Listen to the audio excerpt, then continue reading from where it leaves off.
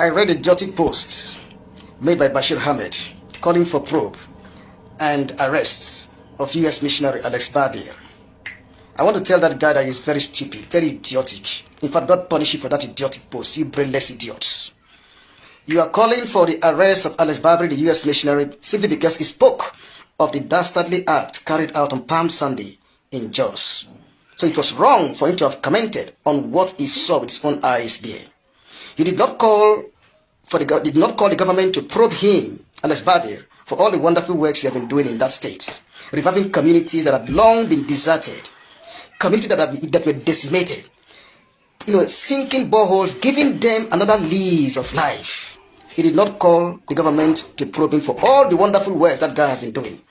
Now, simply because he spoke on the evil he saw, he witnessed there in Jos, you are now calling for the government to probe him. All of you are mad. And I'm challenging the government, if you dare probe Alex Barbier, we are going to write to the United Nations to also probe you, Bashir Ahmed, probe you, Gumi, probe El Rufai, probe Baraji. All of you, we know all of you who brought terrorism into the country that is now ravaging the entire country today. We know all of you. The UN is going to make sure to pressurize the government of Nigeria to probe everybody, to probe all of you. God will punish all of you then. That is what you call Nigeria. In fact, it's a very painful thing. I just read also that terrorists also invaded the Cocoa Research Institute of Nigeria in faraway Oyo State, killing the security man and also abducting. They went away with 4 officials. They came there, operated very smoothly and left. Nothing happened to them. And you are telling me you have a country there. And that idiotic guy, the Cubana chief priest, made a very idiotic statement too, that the attacks in Jos were carried out to embarrass President Tinubu. Are you all right? Are you just all right, Cubana chief priest? Are you okay? Are you just okay? What is wrong with you? What is wrong with you? You made the attacks were carried out to embarrass Tinubu for what? In fact, at all, you are suffering from a cracked cranial cavity. Something is wrong with you. In fact, I want to ask General Yakubu Gowon, how market today?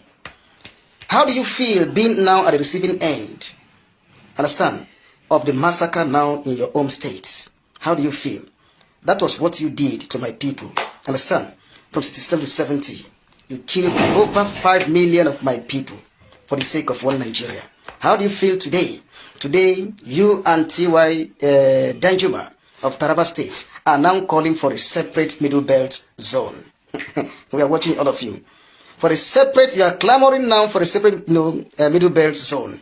Something we had seen over 60 years ago, and we are fighting for it so that everybody will be free and then be independent. A totally decentralized system where everybody will be free to live as human beings, not like animals. Today you are clamoring for it. How market, how far? You can now see that karma is a bitch. You can now see that, understand? And for all of you supporting evil, all the evil you are supporting, you are only nurturing what is going to happen for you, to all of you in the future. That is the consequences of it. Learn from what is happening today. Learn from it now. It is very unfortunate. It is happening in Nigeria. You went in there, killed people on Palm Sunday. A very important day in their own lives, understand? And when the guy spoke, you are saying that they should probe him, they should arrest him. I think you are mad. You are mad. We are challenging the government to probe Alex Barbier. Let us see. We are going to sit down wherever we are to also write to the UN to probe all of you idiots. To probe all of you. You see, it is very unfortunate. In fact, I express my condolences to all the bereaved families who have lost their loved ones. But the question still remains, are you still going to vote for this government? Do you have a government? Do you have a government? What justification do you have to vote for the government? That is up to you. They will come back again to you. The most painful thing to us is that when people like us come out to tell you realities on ground that we know, the governors, Benue, Taraba, blah, blah, blah, will all come out and counter us. It looks as if we are the fools. It's left to you. It's left to you, to decide what to do, with your votes. If you're still going to vote for this government, if at all you have a government, it's up to you. There's nothing we can do about it.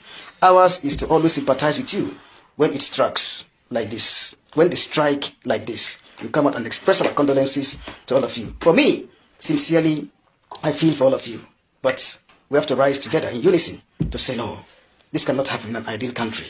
When the bandits, when the idiots, when the terrorists came, no soldiers were there to protect you. They were not there. Nobody came there to protect you, to see you through, to be there for you. so that you can rise tomorrow and say you have a country you are proud of. So this is not left to you. There's nothing we can say. Look at my viewers. If you are new to the channel, kindly like, share, subscribe, and please do not forget to hit the notification bell. Mr. Chinedu Michael will be looking at a video of course from a northerner who is calling out all the major big shots from Middlebelt, who played a pivotal role in war against the Igbos and Biafrans during the Biafra Civil War. But currently, they seem to be silent in the face of what is befalling the Middlebelt. We shall come out to further this conversation after listening to it, because surprisingly, one would have expected that they should be in the forefront of agitating for a better welfare and security for the people. Hence, they are the one that fought to bring Nigeria together. But let's listen to him before we come back to further this conversation. Of course, we are going to react to him. Welcome back. Mr. Chinedu Michael, react to what this man has said in the face of what is happening, considering the fact that the major stakeholder from the Middlebelt prosecuted that war. Now, we are seeing what is happening in the Middlebelt. They seem to be silent. I think he was directly pointing at Gowon, Yakubu Gowon, former military head of state, and also, to an extent, questioning, the silent debate that is going on within Nigeria and outside Nigeria, centered on what transpired in 1967, what led Nigeria to Aburi, and up to this moment, that issue has not actually, been resolved. I used to say it very clearly that there's need for a revisit of Aburi Accord if Nigeria actually need to move very forward. So the blatant silence or the passive silence, which is very suspicious, on the side of Gowon, Yakubu Gowon, and Danjuma, who spearheaded, that unfortunate war. According to the man there, it claimed almost 6 million lives of Igbo people, and up to today, Nigeria is still dying as a result of unity. Why the issue is very clear. Yes, Gowon has been very silent. Danjuma has been very silent.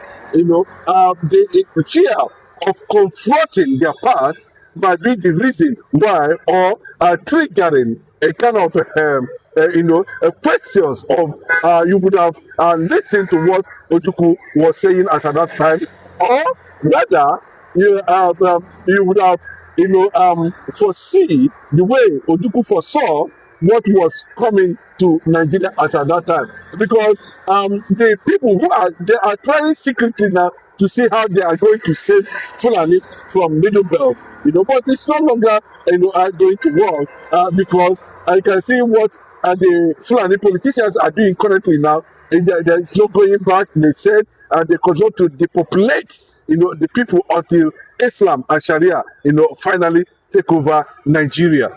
Then now at this point now, what would actually be going in now? That's the speculation the Hausa community are trying to ask Gowon currently now. The Hausa youth, the Hausa leaders themselves are trying to put that question directly to Gowon and Danjuma, who claimed to have fought for the unity of their people to be killed. And that is what is happening currently now.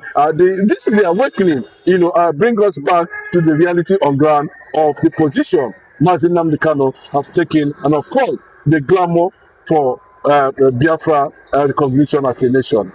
Okay, let us equally look at in the time of Muhammadu Buhari, how Danjuma called on the people to start defending themselves.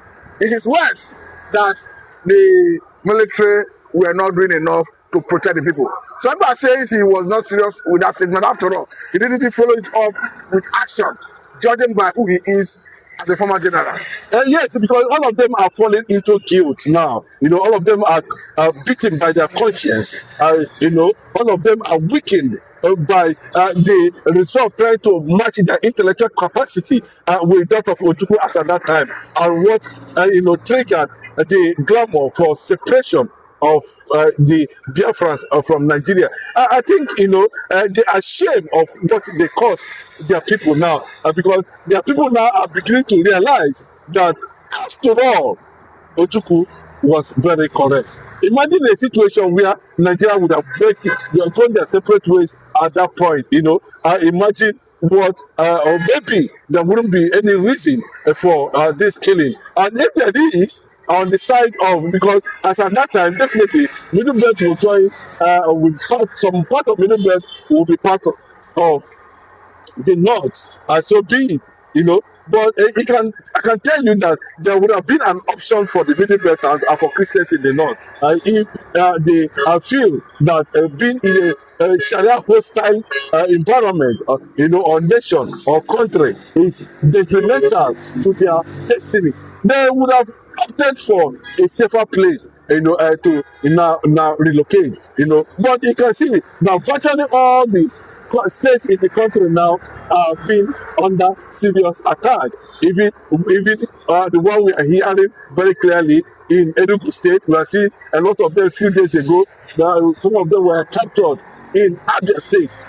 So they are virtually everywhere. No state in this country that is absolutely safe.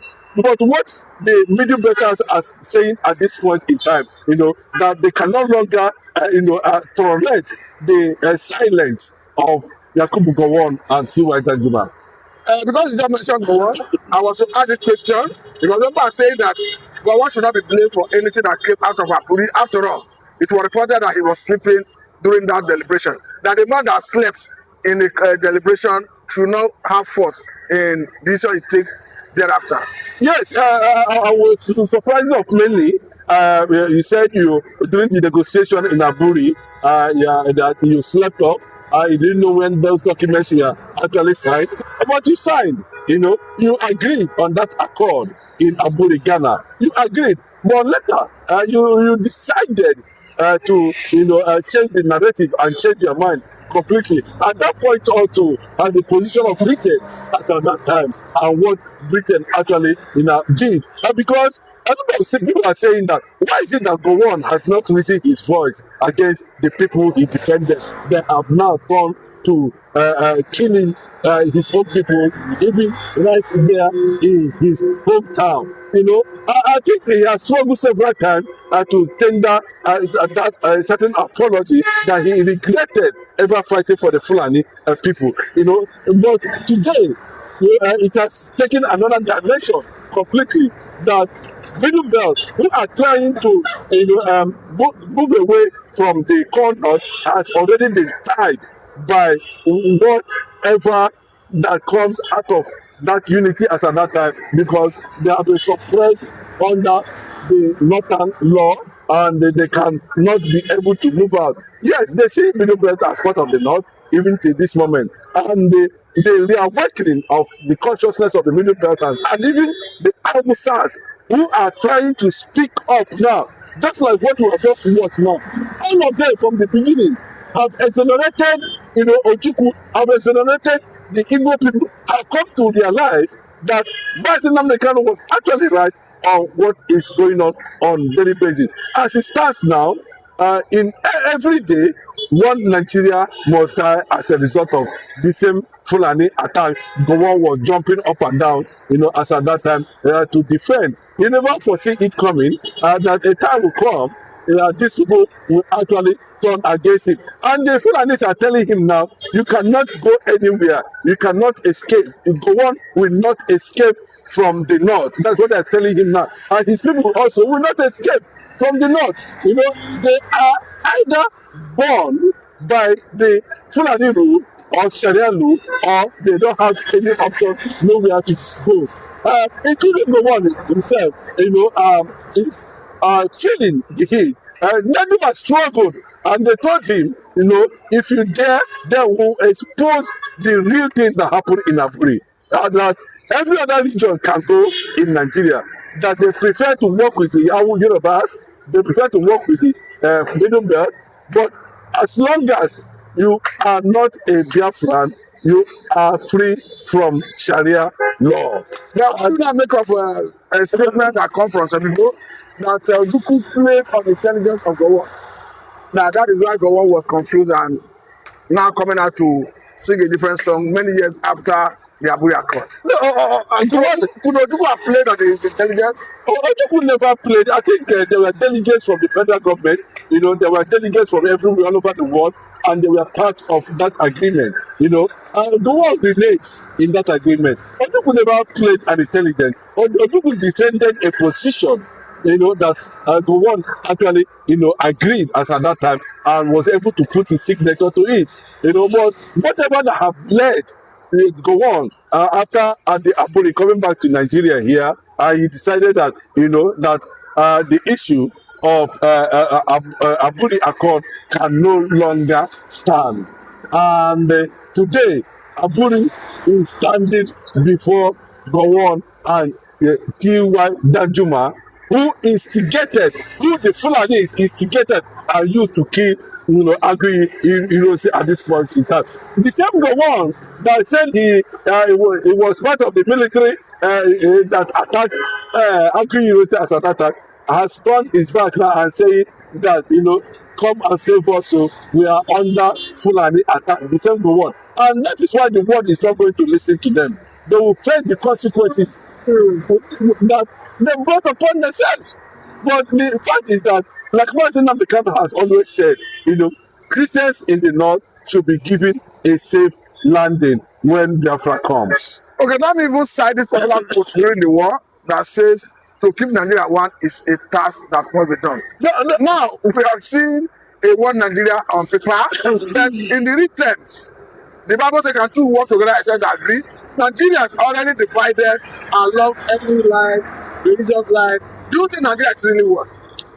Nobody, as it stands now, forget we are hearing that it was Bola Ahmed Tinubu that used Sunday Igbo, according to Sowore, as a weapon for self-determination. You can see how unfortunate, they have already damaged their image. And no wonder the Fulanis are saying that they will stay more with Yorubas than the Igbos when the Nigeria will actually break up. They are tweeting it, they are saying it publicly on social media. But what surprises many is that how come Bola Ahmed Tinubu now used Igbo to disgrace the Yoruba nation for self-determination? And all of a sudden, it becomes just a political tool.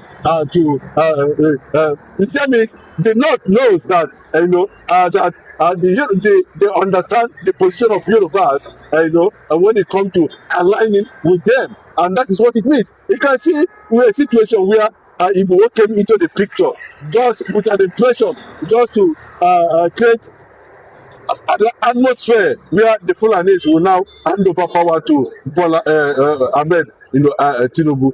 You can see how unfortunate it can be and the kind of damage they have done to themselves. So it tells you that they are comfortable with, yes, they can be comfortable as they are because they have two religions playing out in Southwest here, and most of them are Muslims, most of them are Christians, but in a Christian-dominated zone, geopolitical zone, which is the south and the southeast, does not agree with one Nigeria. The Middlebelt, as of now, does not agree in one Nigeria. The Yorubas can be partial about what Nigeria because of what they are getting. The Hausa does not want the Fulanis anymore. So where is the unity?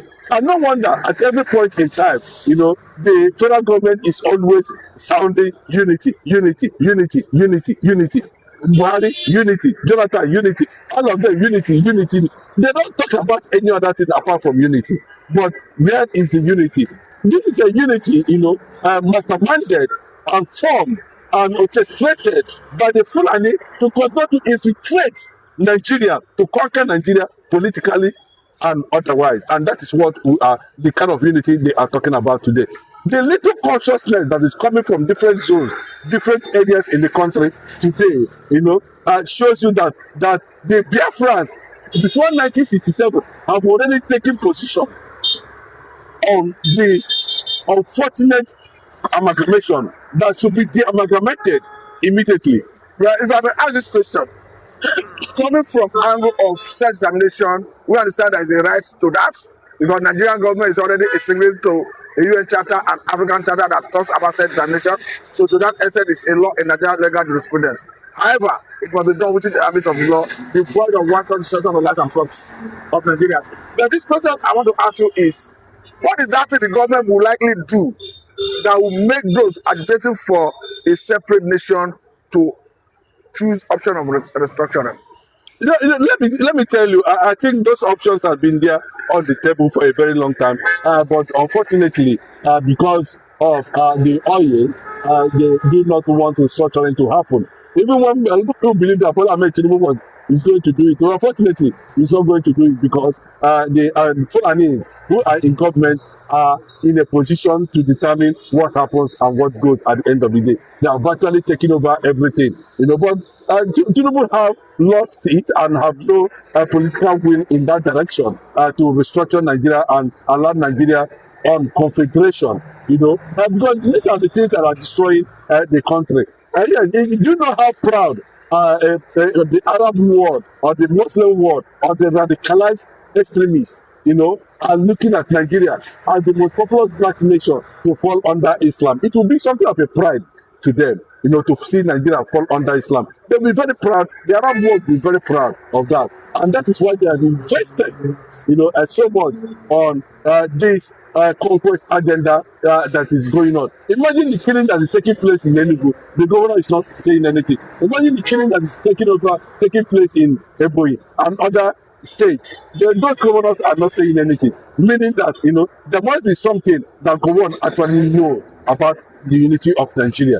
There must be something that T.Y. Danjuma had or secret they kept about why the Nigeria has come to this level they are and why they are silent. We are even hearing that Gowon has been complaining secretly that he made a very deadly mistake, especially when he is being faced with the reality of invasion by the Fulani, taking down, disaliving thousands of Middlebeltans, especially in Plateau, Middlebelt, and the rest of them, where it was believed that Gowon and Danjuma actually came from. This is staring on the face on daily basis.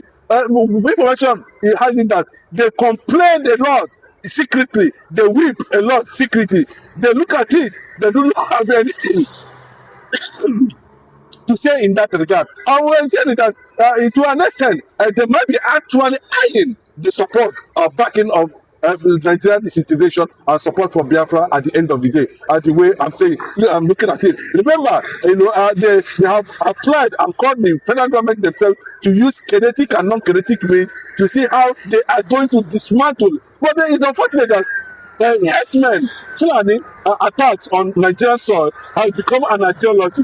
Very difficult for you to conquer such extremist ideology that is tied to religion. And that is what they are regretting deeply now. Yes, they are trying to build a certain alliance with some unseen, powerful IPOB members, to remember them when Biafra comes at the end of the day. But that would be left for Biafra to decide at the end of the day. Let me say, baby, thank you for your time. This is a good place to let you go. Thank you very much.